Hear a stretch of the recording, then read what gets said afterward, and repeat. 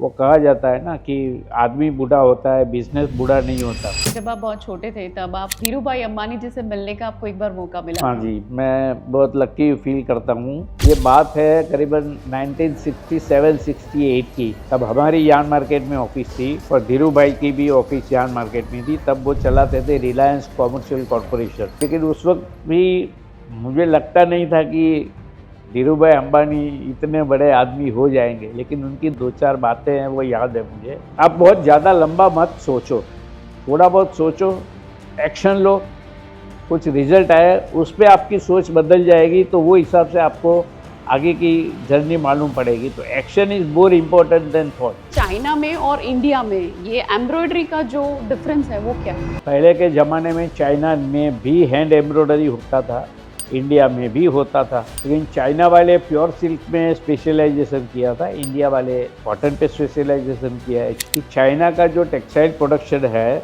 उसमें से 42 to 45% वो एक्सपोर्ट करते हैं और इंडिया में that figure is only 3%। Only 3%? Only 3%।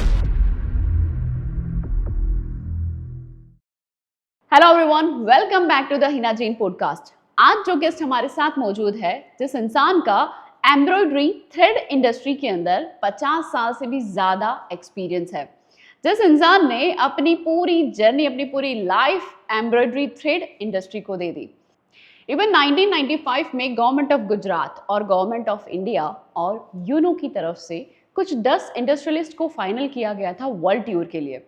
उन्हीं 10 लोगों में से ये एक व्यक्ति थे जिन्होंने अपनी इंडस्ट्री के बारे में अलग अलग कंट्रीज में जाके इंट्रोड्यूस किया, जिनकी कंपनी का नाम है Rishabh embroidery threads and Meenakshi embroidery yarns. और हम आज उस पर्सनालिटी से ये जानने वाले हैं कि एम्ब्रॉयडरी थ्रेड इंडस्ट्री में आज की जनरेशन जो भी नई एंटर कर रही है उनका क्या फ्यूचर हो सकता है और ये थ्रेड इंडस्ट्री किस तरीके से काम करती है। तो आइए मिलते हैं आज की हमारी स्पेशल गेस्ट से, mister Pankaj Pareek. Hello sir, केम छो? बस मजा में। और अब मुझे आपके बारे में और आपकी जर्नी के बारे में सबसे पहले जानना है कि ये जो एम्ब्रॉयडरी थ्रेड इंडस्ट्री के अंदर जो आपने वक्त बिताया है, उस वक्त के अंदर आपका क्या एक्सपीरियंस रहा है और आपकी कंपनी किस तरीके से जो डिज़ाइन की गई है। यस। मेरा जन्म जो है वो पहले से बिजनेस फैमिली में हुआ है। जब मेरा बर्थ हुआ तब मेरे पापा की फैक्ट्री ऑलरेडी चालू थी। तो जब मैं छोटा था 8-10 साल का, तब से जो प्रॉफिट है, कॉस्ट है, प्रोडक्टिविटी है, ये वर्ड सब मेरे लिए नए नहीं थे, मैं सुनते ही आ रहा था। तो अभी मैं इतना लकी हूँ कि मुझे मेरा एजुकेशन स्टडी ख़त्म होने के बाद ज़्यादा स्ट्रगल नहीं करना पड़ा। हमारी फैक्ट्री तैयार ही थी। तो 74 में मैं ग्रेजुएट हुआ। उसके बाद में डायरेक्ट मेरा मेरा बर्थ, स्टडी और एजुकेशन पूरा मुंबई में हुआ था। 74 में मैं फैक्ट्री चालू की सूरत में, तब से मैं सूरत आ गया हूँ। तो समझो 74 से 2026 करीबन 50 से ज़्यादा साल मुझे एक ही लाइन में हो गए थे। तब भी हमारा प्रोडक्ट एम्ब्रॉयडरी थ्रेड था, आज भी प्रोडक्ट एम्ब्रॉयडरी थ्रेड है। वो कहा जाता है ना कि आदमी बूढ़ा होता है, बिजनेस बूढ़ा नहीं होता। तब भी धागा यूज़ होते थे, अब भी धागे यूज़ होते हैं, लेकिन उस वक्त के धागे कुछ अलग टाइप के थे, अभी के धागे अलग टाइप के हैं। उस वक्त एक आदमी 10 किलो प्रोडक्शन निकालता था, आज ऑटोमाइजेशन से एक आदमी 10,000 किलो का प्रोडक्शन भी निकाल सकता है। तो टेक्नोलॉजी इतनी चेंज हो गई है कि उस वक्त मशीन भी इतने अच्छे नहीं थे आज के मशीन के मुकाबले। तो वो डिफरेंस जो पड़ा वो टेक्नोलॉजी में डिफरेंस पड़ गया है काफ़ी। जी। तो इससे होने वाला, जैसे कि जो हमारे पास जो अभी थ्रेड मौजूद है हमारी इंडस्ट्री के अंदर, तो जो इको फ्रेंडली और सस्टेनेबल जो थ्रेड्स हैं उनका हमारी लाइफ में अब और क्या इम्पोर्टेंस जो हम लोग लेकर के आ सकते हैं, फिर उसका क्या फ्यूचर जो हम लोग दिखते हैं आगे? इको फ्रेंडली और सस्टेनेबल थ्रेड्स में वैसे तो एक ही है, लेकिन थोड़ा फ़र्क है कि आजकल एनवायरनमेंट की वजह से जो पॉलिएस्टर यान जो है या रेयॉन यान जो है, जो बहुत ज़्यादा पोल्यूशन करते थे, उसको गवर्नमेंट ने धीरे धीरे बंद करते हैं और ज़्यादातर अब पॉलिएस्टर थ्रेड को बढ़ावा देते हैं। Future is MMF, that is man made filaments. तो उस वक्त जब पहले थे वो कॉटन थी, वूल था और नेचुरल फाइबर थे, अभी वो काफ़ी महंगे हो गए हैं। तो अब आ गया है ज़माना पॉलिएस्टर का और नायलॉन का। ज़्यादातर नायलॉन वीविंग सेक्टर में ज़्यादा इस्तेमाल होता है और एम्ब्रॉयडरी थ्रेड में ज़्यादातर पॉलिएस्टर यूज़ इम्पेबल होता है। अभी भी रेयॉन इस्तेमाल होता है, लेकिन उसकी कुछ लिमिटेशन है और वो हाई कॉस्ट है। पॉलिएस्टर पॉलिएस्टर चलाने में कुछ अच्छी तरह से चल रहा है और कॉस्ट फैक्टर बड़ा है, और इंडिया में अगर चलाना है तो हमें कॉस्ट फैक्टर पे सबसे पहले ध्यान देना पड़ता है। जी, जी। जैसा कि मैंने अभी आपका इंट्रोडक्शन में मैंने बताया कि कुछ 10 सेलेक्टेड लोगों को वर्ल्ड टूर के लिए सेलेक्ट किया गया था गवर्नमेंट ऑफ गुजरात और गवर्नमेंट ऑफ इंडिया की तरफ से। तो मुझे ये जानना है कि जब आप वर्ल्ड टूर पे थे, तब आपने इस इंडस्ट्री में क्या चेंजेस जो बाहर देखे, जो इंडिया में नहीं है? तो ऐसा क्या चेंज है? इंडिया का देखें तो सबसे ज़्यादा प्लस पॉइंट है इसकी पॉपुलेशन, 140 करोड़ है आज। तो उस वक्त भी 100 करोड़ थे, आज 140 करोड़ हो गए। तो हमारे यहाँ पहले से ऐसा हो गया था कि भाई ज़्यादा से ज़्यादा आदमी को रोज़गार मिले, तो वो उस हिसाब से मशीन सेटअप हो गए थे। फॉरेन में ऐसा नहीं है, वहाँ आदमी कम है। तो उस वक्त से आज से 30-40 साल पहले भी वही था कि ऑटोमेशन पे ज़्यादा जाते थे वो लोग, कि ताकि आदमी कम हो और प्रोडक्शन ज़्यादा हो। ट्रू। तो ये ऑटोमेशन का अगर हमारे इंडिया में इसे हम लोग अगर कहीं पे इम्प्लीमेंट करें ऑटोमाइजेशन को, तो आप मुझे बताएंगे कि इस इंडस्ट्री में जो हमारी ये एम्ब्रॉयडरी थ्रेड इंडस्ट्री जो है, इस इंडस्ट्री में ऑटोमेशन किस तरीके से हो सकता है और इसका क्या फ्यूचर हो सकता है? ऑटोमाइजेशन इज़ अ मस्ट, क्योंकि हर वक्त कुछ ना कुछ पॉलिटिकली प्रॉब्लम हो रहा है, इकोनॉमिकल प्रॉब्लम हो रहा है, नेचुरल डिजास्टर हो रहा है। तब इंडिया में आप जानते हैं कि आदमियों की अहमियत बहुत ज़्यादा है। कभी गांव चले गए, कुछ शादी हो गई या कुछ मैयत हो गई या गैस का बाटला खाली हो गया, तो कारीगर चले जाते थे तो हमारे मशीन बंद हो जाते थे, क्योंकि हमारे मशीन ऑटोमेटिक नहीं थे। अब ऑटोमाइजेशन इसलिए बहुत ज़रूरी है कि मशीन कभी बुखार नहीं आता है, मशीन को कभी गैस का बाटला की ज़रूरत नहीं पड़ती है, तो वो मशीन 24/7 वर्क करते हैं और उसकी क्वालिटी जो रहती है वो कंसिस्टेंट रहती है, और जो हमें टारगेट है वो टारगेट से क्वालिटी हमें मिल जाती थी। तो automisation is not a new word, it is continuous. Automisation तो होना ही है।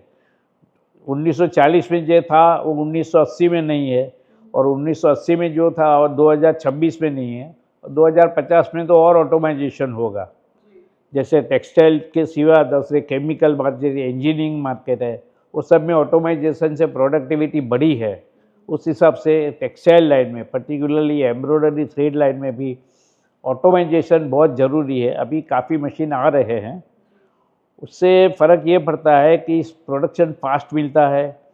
पहले 250 आरपीएम के मशीन आते थे, अब 2000 आरपीएम के मशीन आते हैं, तो ऑलमोस्ट 7 to 8 टाइम स्पीड बढ़ गई। तो उससे क्या होता है कि जो यार्न की क्वालिटी है वो इतनी कंसिस्टेंट चाहिए कि ऑटोमाइजेशन की जो मशीन की स्पीड को वो विस्टैंड करे। तो पहले विस्कोस चलता था, अब विस्कोस की कैपेसिटी है, लेकिन उसकी स्ट्रेंथ इतनी बढ़िया नहीं है जितनी कि पॉलिएस्टर की है। तो आज तक हाई स्पीड मशीन में तो पॉलिएस्टर ही है, और मेरे हिसाब से फ्यूचर इज़ पॉलिएस्टर। पॉलिएस्टर पे ही हमें ज़्यादा स्ट्रेस देना चाहिए।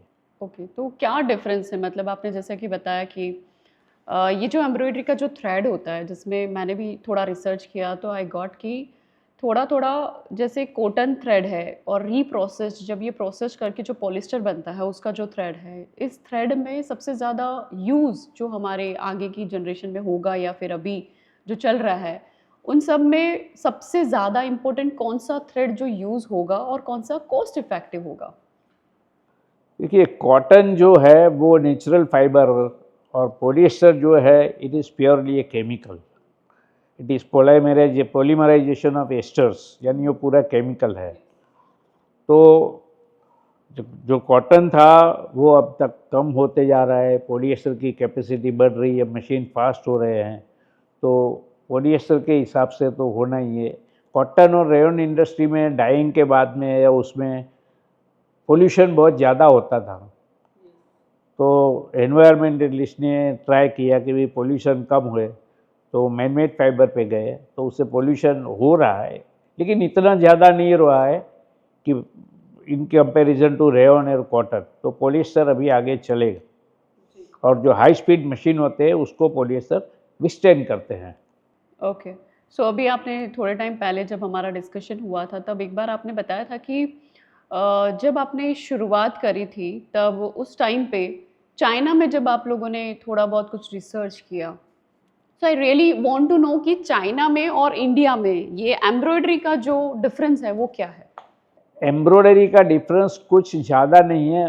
उस पहले के ज़माने में चाइना में भी हैंड एम्ब्रॉयडरी होता था, इंडिया में भी होता था, लेकिन चाइना वाले प्योर सिल्क में स्पेशलाइजेशन किया था, इंडिया वाले कॉटन पे स्पेशलाइजेशन किया है। चाइना में प्योर सिल्क अवेलेबल इजीली था, इंडिया में इतना इजीली अवेलेबल नहीं था, तो वो लोग प्योर सिल्क वापरते थे और हम कॉटन वापरते थे।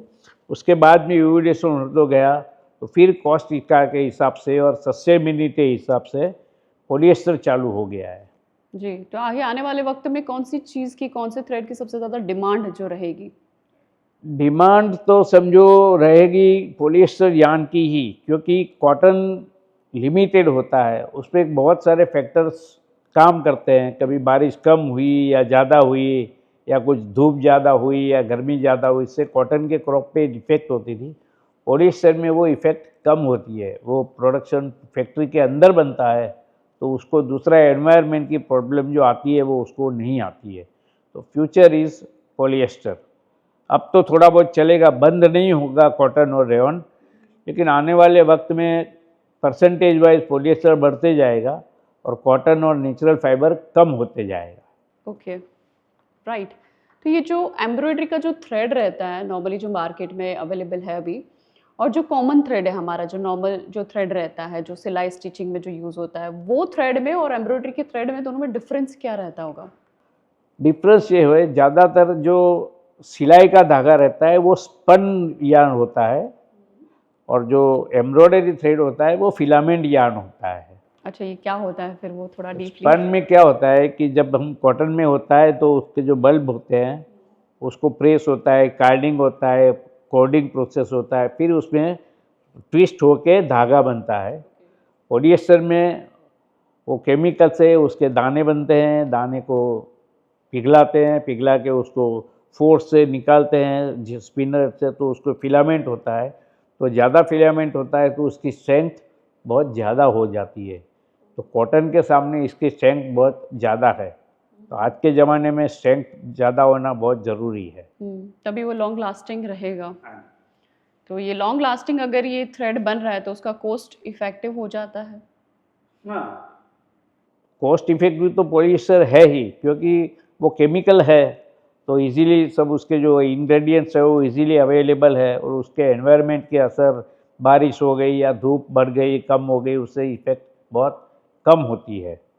और द मेन फैक्टर है हमारे लिए कॉस्ट फैक्टर, तो पॉलिएस्टर की कॉस्ट तो नेचुरली कम ही होगी, इसलिए फ्यूचर में पॉलिएस्टर ही चलेगा। That's great. तो ये जो आप बता रहे हैं कि पॉलिएस्टर ही चलेगा आगे, और मुझे ये थोड़ा सा कन्फ्यूज़न जो मुझे लगता है कि इस इंडस्ट्री में अगर सबसे ज़्यादा इम्पोर्टेंट कोई चीज़ है तो वो क्या होगी? मतलब एम्ब्रॉयडरी का थ्रेड तो है ही, राइट? उसके साथ साथ क्या इसका क्वालिटी रहेगा या फिर ट्रस्ट फैक्टर, जो आगे की जनरेशन को क्या ट्रस्ट रहेगा जिसकी वजह से वो लोग आगे सोचे नहीं, इस इंडस्ट्री में जो लोग नए आए हैं उनके लिए? देखिए, क्वालिटी तो आज से 2000 साल पहले भी इम्पोर्टेंट थी, 100 साल पहले भी इम्पोर्टेंट है, आज भी ये है और आने वाले टाइम में भी क्वालिटी के तो कोई कॉम्प्रोमाइज़ होगा ही नहीं। एक अंग्रेजी में कहावत है ना, cost is long forgotten and quality remains for ever. आपकी प्रोडक्ट कुछ अच्छी है तो एक बार आपके पास आपका जो कस्टमर है वो आपको ट्रस्ट करके या आपकी मार्केटिंग कैपेसिटी से बढ़ के आपका धागा ले लेगा, लेकिन जब वो वापरेगा और उसको उसकी क्वालिटी पसंद आएगी तो दोबारा आपको बेचने जाने की ज़रूरत नहीं पड़ेगी, वो खुद का खुद आपका यार्न या आपका धागा वापरेगा। तो quality plays very important role, और क्वालिटी अच्छी होने से उनकी कॉस्ट में काफ़ी फ़र्क पड़ता है। समझो आपकी क्वालिटी अगर थोड़ी इन्फीरियर है तो धागा घड़ी घड़ी टूटेगा उसको घड़ी घड़ी नीडलिंग करो फिर करो, तो उसको प्रोडक्शन कम हो जाता है। और आपकी क्वालिटी अच्छी है तो धागा टूटेगा कम, क्वालिटी ज़्यादा अच्छी बनेगी और प्रोडक्शन ज़्यादा आएगा तो आपकी कॉस्ट डाउन आएगी। तो क्वालिटी मैटर्स मेरे बच्चे। और क्वालिटी अच्छी होगी तो ऑब्वियसली ऑटोमेटिकली ट्रस्ट फैक्टर जो है वो लोगों का अच्छा बिल्ड हो जाएगा। मैं कहा ना कि ट्रस्ट फैक्टर, आदमी या सामने वाला जो है एक बार या दो बार आपके ट्रस्ट करके आपका माल लेगा, आपका धागा लेगा, लेकिन वो आप 2 मिनट 5 मिनट 10 मिनट के लिए बात करेंगे, उसकी फैक्ट्री में आपका धागा 24 घंटा चलता है। तो तब आपकी क्वालिटी ज़्यादा जवाब देगी। आपका ट्रस्ट और क्वालिटी, वो पहले क्वालिटी होगी तो ट्रस्ट होगा। तो ट्रस्ट और क्वालिटी में I will give quality first number and trust second number. जी, जी, जी। और एक बार मैंने आपके बारे में भी सुना है कि जब आप बहुत छोटे थे तब आप धीरू भाई अंबानी जी से मिलने का आपको एक बार मौका मिला। हाँ जी, मैं बहुत लकी फील करता हूँ। ये बात है करीबन 1967-68 की। तब हमारी यार्न मार्केट में ऑफिस थी और धीरू भाई की भी ऑफिस यार्न मार्केट में थी। तब वो चलाते थे रिलायंस कॉमर्शियल कॉरपोरेशन। तो जब उनका पहला पब्लिक इश्यू आने वाला था तो उस वक्त वो इतने बड़े आदमी नहीं थे, तो वो ऑफिस में सब जो अच्छे व्यापारी होते हैं उनको अपनी कंपनी की एडवर्टाइज करने गए थे और अपना शेयर खरीदने के लिए समझा रहे थे। उस वक्त एक 10-15 मिनट के लिए मैं उनसे मिला था। तो लेकिन उस वक्त भी मुझे लगता नहीं था कि धीरू भाई अंबानी इतने बड़े आदमी हो जाएंगे, लेकिन उनकी दो चार बातें हैं वो याद है मुझे कि आप बहुत ज़्यादा लंबा मत सोचो, थोड़ा बहुत सोचो, एक्शन लो, कुछ रिजल्ट आए उस पर आपकी सोच बदल जाएगी तो वो हिसाब से आपको आगे की जर्नी मालूम पड़ेगी। तो action is more important then thought. सोचने का बुरा नहीं है कि सोचने के ज़्यादा एक्शन इम्पोर्टेंट है, वो आज भी मुझे याद है। Very nice. और कैसा रहा आपका एक्सपीरियंस उनसे मिलके? मैं ब्रीफली 15-20 मिनट के लिए ही मिला था उनको, और उनका मेन था अपने कंपनी के शेयर बेचना। तो वो ज़्यादा बात मेरे पापा से उससे बात होती रही थी, मैं तो बीच में थोड़ा बहुत ध्यान से सुन रहा था। मैं आई वॉज ओनली 14 और 13 ईयर्स उस टाइम, तो इतना ज़्यादा लंबा तो मुझे याद नहीं है। मतलब फिर भी आपको ये एक पॉइंट याद है, ये बात याद है, ये भी बहुत बड़ी बात है। वो तो तो उस इम्पोर्टेंट टाइम है। पे धीरू भाई अंबानी जी का जो आप बता रहे थे कि उस टाइम पे उनका जो सीन था, लाइक जो इमेज उनकी क्रिएट हो रखी थी, वो मार्केट में किस टाइप की थी उस टाइम पे? फ्रैंकली स्पीकिंग उस टाइम इसकी इमेज इतनी बढ़िया नहीं थी। वो अच्छे एंटरप्रेन्योर या अच्छे इंडस्ट्रियलिस्ट की तरह से थे, लेकिन उनकी बिजनेस क्रेडिट इतनी बढ़िया नहीं थी कि जितनी बाकी सबकी होती है। लोगों को पता ही नहीं था कि ये आदमी में इतनी पोटेंशियलिटी है और आने वाले साल में इंडिया तो क्या पूरे वर्ल्ड में उनका नाम होने वाला था, किसी ने सोचा नहीं था, but he made it. That's great, very nice. अब ये जो इंडस्ट्री है हमारी एम्ब्रॉयडरी इंडस्ट्री, इसके अंदर जो थ्रेड हम लोग बात कर रहे हैं दैट इज ZS और SZ। अब ये दोनों थ्रेड में क्या डिफरेंस है वो एक बार आप थोड़ा सा बताएं। ये ZS और SZ वो दो टर्म है। S means clockwise and Z means anti clockwise. वो एक दूसरे से अलग है। और एक होता है प्राइमरी ट्विस्ट, एक होता है सेकेंडरी ट्विस्ट। अगर आप पहले Z देते हो तो बाद में आपको दो धागा मिला के S देना पड़ता है।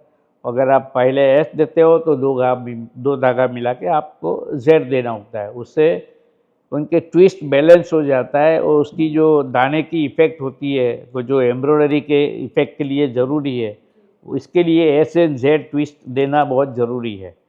वो जो कॉटन यार्न होता है सोइंग थ्रेड में, उसमें सिर्फ एक ही ट्विस्ट होता है, और फिलामेंट यार्न जो होता है एम्ब्रॉयडरी में, उसमें S एंड Z या Z और S ट्विस्ट होता है। वो दोनों की प्रोसेस बनाने की अलग होती है क्योंकि इनकी यूज़ अलग है। ओके, तो ये ZS SZ में कैसे कन्वर्ट, मतलब ये कहाँ से शुरुआत कहाँ से हुई? देखिए जनरली तो SZ ही होता था इतने सालों में, लेकिन जब मैं बताऊं थोड़ी जूनी बात है, 1945 में जब सेकंड वर्ल्ड वॉर चालू हुई थी तब हम गुलाम थे अंग्रेज़ों के। तो उस वक्त वर्ल्ड वॉर के हिसाब से ब्रिटेन से इंडिया में माल आना बंद हो गया था, यार्न आना। तो इन्होंने लोकल इंडिया में उसको, जो सोइंग थ्रेड में फाइनल ट्विस्ट एस होता है, तो इन्होंने जेड और एस किया, फाइनल ट्विस्ट एस देके उसको केमिकल से उसकी जो लस्टर होती है फिलामेंट की, वो लस्टर कम कर दी और उसको सोइंग थ्रेड के हिसाब से उसको वापरना चालू किया। हालांकि इतनी ताकत नहीं थी उसमें, लेकिन फिर भी वो चलता था क्योंकि दूसरा ओरिजिनल यार्न मिलता ही नहीं था। तब से एस जेड और जेड एस हो गया है। टेक्निकली देखें तो एम्ब्रॉयडरी करने के लिए या एम्ब्रॉयडरी के बाद एस जेड या जेड एस में टेक्निकली कोई फ़र्क नहीं है। फाइन, तो इन दोनों में कोई डिफरेंस नहीं है, अगर हम देखने जाएं तो हमें कोई डिफरेंस दिखेगा नहीं।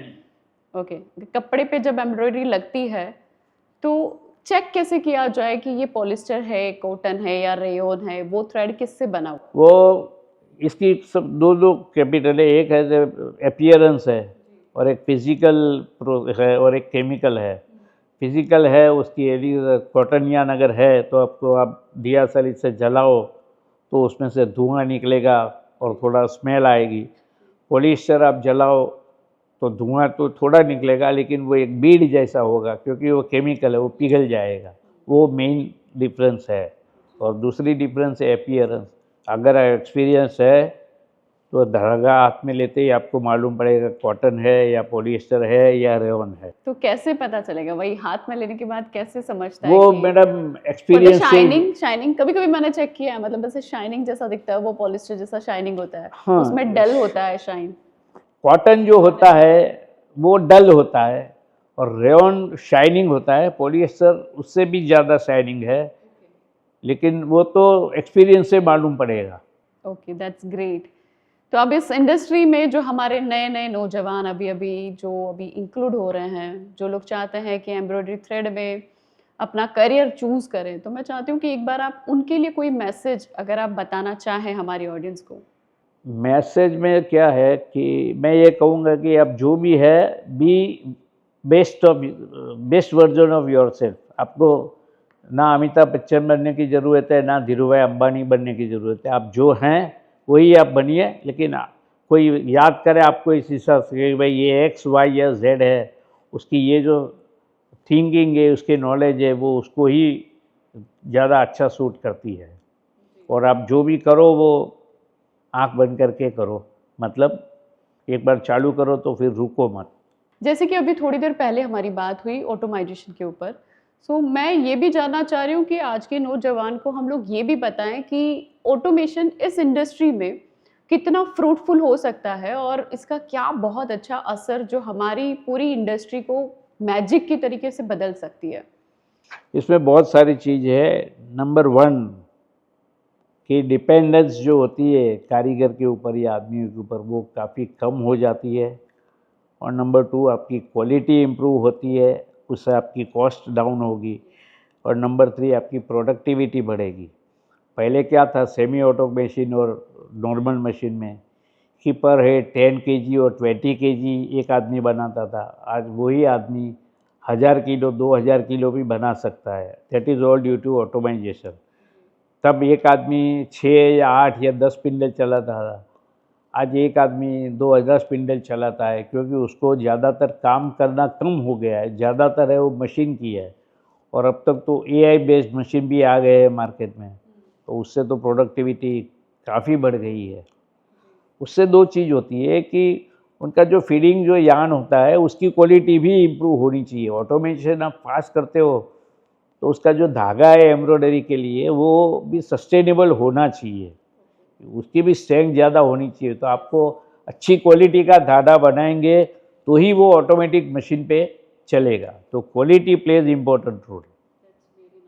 द फ्यूचर इज पॉलिएस्टर और automisation. That's great thing. So हमें अभी तक जो हमारा अब तक का कन्वर्सेशन रहा है उसमें हम लोगों ने ये समझा कि मशीन बहुत ज़्यादा बढ़ा देने से भी फ़र्क नहीं पड़ेगा अगर आपका क्वालिटी थ्रेड नहीं है तो एम्ब्रॉयडरी थ्रेड में सबसे इम्पॉर्टेंट है आपका क्वालिटी, जिस क्वालिटी को आप यूज़ कर रहे हैं। और हमारी क्वालिटी में हमने अभी तक पता लगाया कि polyester is the best quality जो अभी प्रोड्यूस कर रहा है वो। तो इस प्रोडक्शन के अंदर अंदर हम लोग हमारी कॉस्ट को भी इफेक्ट कर सकते हैं। हमारी कॉस्ट जो है बहुत ज़्यादा कम करके हम पॉलिस्टर थ्रेड के ऊपर काम कर सकते हैं। एंड देन आफ्टर अगर हम अपनी क्वालिटी को मेंटेन रखते हैं तो इस क्वालिटी को मेंटेन रखने के बाद हम अपनी ऑटोमेशन की मशीन्स और लूम्स को हम लोग क्या कर सकते हैं, इंक्रीज़ कर सकते हैं, जिसकी वजह से हमारा प्रोडक्शन जो है वो बहुत ज़्यादा इंक्रीज़ हो सकता है। और यस, प्रोडक्शन इंक्रीज़ होने के बाद डिमांड ऑटोमेटिकली बढ़ेगी, और डिमांड जो है ही ऑलरेडी वर्ल्ड वाइड जो डिमांड है, जैसे कि अभी लास्ट टाइम आप बता रहे थे कि चाइना में जो जितना भी प्रोडक्शन होता है उसका डिमांड एक्सपोर्ट कितना होता होगा? कल या परसों ही चैम्बर की एक मीटिंग में मैं गया था, वहाँ जो एक्सपर्ट है वो बता रहे थे कि चाइना का जो टेक्सटाइल प्रोडक्शन है उसमें से 42 to 45% वो एक्सपोर्ट करते हैं, और इंडिया में that figure is only 3%। Only 3%? Only 3%। हमारा इंडिया सिर्फ 3% एक्सपोर्ट करता है। क्योंकि एक्सपोर्ट में जो क्वालिटी चाहिए, जो अच्छी क्वालिटी चाहिए, वो इंडिया वाले या तो उनको बनाना नहीं है, क्योंकि उनका माल इंडिया में बिक जाता है, 140 करोड़ की आबादी है तो वो ट्राई नहीं करते हैं, और या तो उनको उसका भाव नहीं मिलता है, वो चाइना के सामने कंपटीशन में कॉस्ट में खड़े नहीं रह सकते हैं। तो हमें तो ये ट्राई करना चाहिए कि हमारा एक्सपोर्ट जितना ज़्यादा बढ़े, और एक्सपोर्ट बढ़ाने के लिए एक ही है, आपकी कॉस्ट कम होनी चाहिए और आपकी क्वालिटी बढ़िया होनी चाहिए। Yes, very nice. तो ये अब तक का सारा मैसेज जो हमारी जनरेशन को है कि हमें अगर अपना एक्सपोर्ट बढ़ाना है अपनी इंडस्ट्री के अंदर, हमारा अगर टेक्सटाइल मार्केट में अगर हमें कदम रखे हैं नए नए, तो यस, हमें कोशिश करनी है कि हम उस क्वालिटी को बहुत ही कम कॉस्ट में अच्छी क्वालिटी का माल जो हम लोगों को दे पाएँ।